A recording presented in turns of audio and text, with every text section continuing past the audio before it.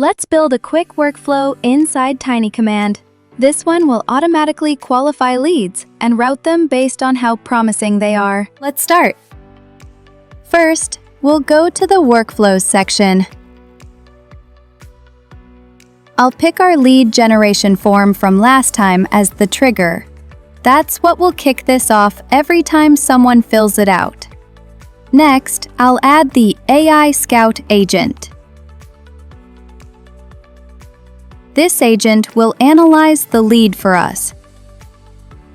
I'll give it a little context about our company OpenAI, and then map in the target company directly from the form field.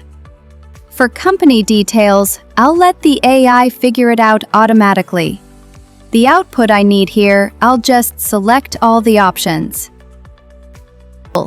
Now let's set up our next steps. For low-scoring leads, I'll use Gmail to send an automated response.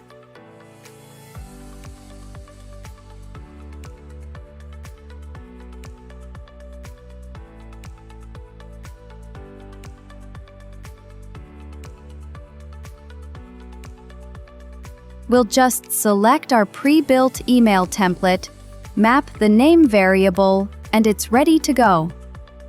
For hot leads, I'll use Slack. We'll configure the node to send a message straight to our sales team with all the lead details, name, company, and score tagged as a hot lead.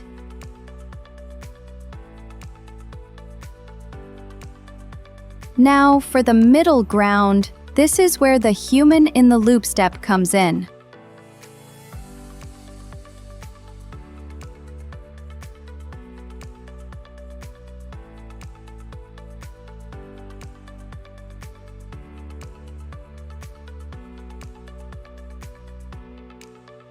This node sends me a Slack notification whenever a lead's score is moderate. From there, I can decide whether to move it forward or close it out. We'll connect that to an if clause. If I select yes, it routes to the Slack message. If no, it sends the auto-response email.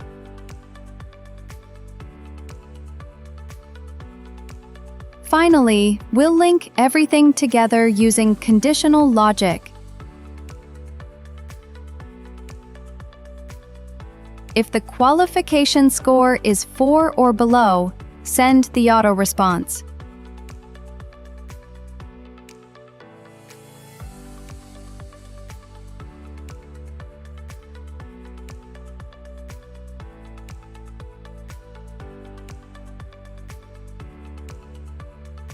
If it's between 4 and 7, trigger human in the loop. And if it's above 7, alert the sales team on Slack.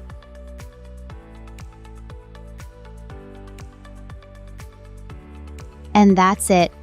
We've just built a smart, AI-powered lead qualification workflow from scratch. All right, now that we've built the workflow, let's go ahead and name it Lead Qualification Workflow and publish it. Once it's published, we'll just toggle this switch to activate it, and that's it. The workflow is now live. Let's test it out.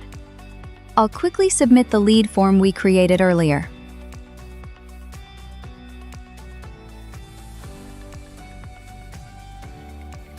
As soon as I hit submit, the workflow gets triggered in real time. And there we go. I've got a Slack notification asking me what to do with this lead.